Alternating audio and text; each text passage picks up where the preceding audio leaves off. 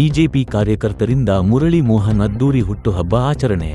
ಆಲೂರು ತಾಲೂಕಿನ ಬೈರಾಪುರದಲ್ಲಿ ನಡೆದ ಕಾರ್ಯಕ್ರಮದಲ್ಲಿ ಪಂಚಾಯಿತಿಯ ಮಾಜಿ ಅಧ್ಯಕ್ಷರು ರುದ್ರೇಗೌಡ ಹಾಗೂ ಇತರ ಬಿಜೆಪಿ ಕಾರ್ಯಕರ್ತರಿಂದ ಕಾಂಗ್ರೆಸ್ನ ಪರಾಜಿತ ಅಭ್ಯರ್ಥಿ ಮುರಳಿ ಮೋಹನ್ ರವರ ಹುಟ್ಟುಹಬ್ಬವನ್ನು ಬೈರಾಪುರದಲ್ಲಿ ಅದ್ದೂರಿಯಿಂದ ಆಚರಣೆ ಮಾಡಿದ್ದು ಬಿಜೆಪಿ ವಲಯದಲ್ಲಿ ಸಂಚಲನ ಮೂಡಿಸಿದೆ.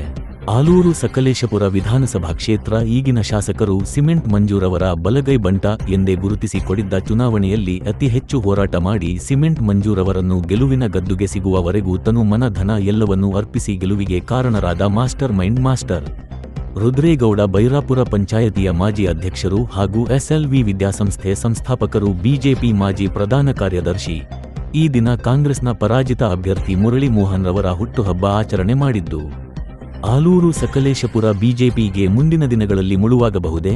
ಈ ಸಮಯದಲ್ಲಿ ಪತ್ರಿಕಾ ವರದಿಗಾರರೊಂದಿಗೆ ಮಾತನಾಡಿದ ರುದ್ರೇಗೌಡ, ಮುರಳಿ ಮೋಹನ್ ರವರು ಕಳೆದ 15 ವರ್ಷಗಳಿಂದ ನನ್ನ ಸ್ನೇಹಿತರು ಹಾಗೂ ಹಿತೈಷಿಗಳು ಹಾಗೂ ಪಕ್ಷಾತೀತವಾಗಿ ಬಡವರ ಕಾರ್ಯಕರ್ತರ ಸ್ನೇಹಿತರ ಎಲ್ಲರ ಸಮಸ್ಯೆಗಳಿಗೂ ಭಾಗಿಯಾಗುತ್ತಿರುವ ನಮ್ಮ ಆತ್ಮೀಯರೂ ಆಗಿರುವಂತ ಮುರಳಿ ಮೋಹನ್ ರವರಿಗೆ ನಾವುಗಳು ವೈಯಕ್ತಿಕವಾಗಿ ಪಕ್ಷ ಭೇದ ಮರೆತು ಅವರ ಹುಟ್ಟುಹಬ್ಬವನ್ನು ಆಚರಿಸಿರುತ್ತೇವೆ ಹಾಗೂ 400 ರಿಂದ 500 ಜನರಿಗೆ ಅನ್ನದಾನವನ್ನು ಮಾಡಿರುತ್ತೇವೆ ಎಂದು ತಿಳಿಸಿದರು.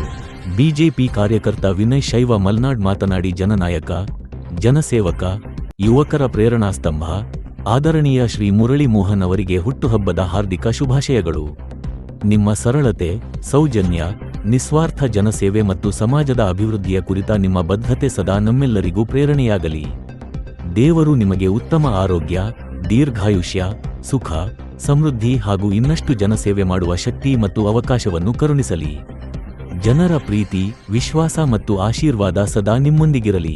ನೀವು ಕೈಗೊಂಡಿರುವ ಪ್ರತಿಯೊಂದು ಜನಪರ ಕಾರ್ಯ ಯಶಸ್ವಿಯಾಗಲಿ ಹಾಗೂ ಸಮಾಜದ ಅಭಿವೃದ್ಧಿಯಲ್ಲಿ ನಿಮ್ಮ ಕೊಡುಗೆ ಇನ್ನಷ್ಟು ವಿಸ್ತಾರವಾಗಲಿ ಎಂದು ಶುಭ ಕೋರಿದರು. ಈ ಸಮಯದಲ್ಲಿ ರಾಜೇಶ್ ಗೌಡ ಒಕ್ಕಲಿಗ ಸಂಘದ ಅಧ್ಯಕ್ಷರು ಗಿರೀಶ್ ಮಂಜಲಗೌಡರವರು ಇದ್ದರು. ನಮ್ಮ ಕಟ್ಟಾಯ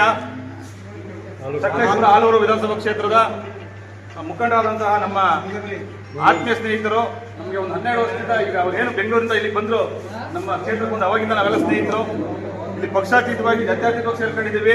ಇವತ್ತು ಅವರಿಗೆ ಹುಟ್ಟುಹಬ್ಬದ ಶುಭಾಶಯಗಳನ್ನು ಕೋರಬೇಕು ಅಂತ ಎಲ್ಲರೂ ಮುಖಂಡರುಗಳು ಮತ್ತು ಎಲ್ಲರೂ ಕೂಡ ಇವತ್ತು ಅವರ ಆಶೀರ್ವಾದ ಮುಂದೆ ಇರಬೇಕು. ಏನು ಜನನಾಯಕ ಅಂತ ಇದ್ರ ಆ ಜನನಾಯಕನ ನಾವು 28ಕ್ಕೆ ಈ ಕ್ಷೇತ್ರದಲ್ಲಿ ನೀವು ಆಯ್ಕೆ ಮಾಡಿಕೊಡಬೇಕು.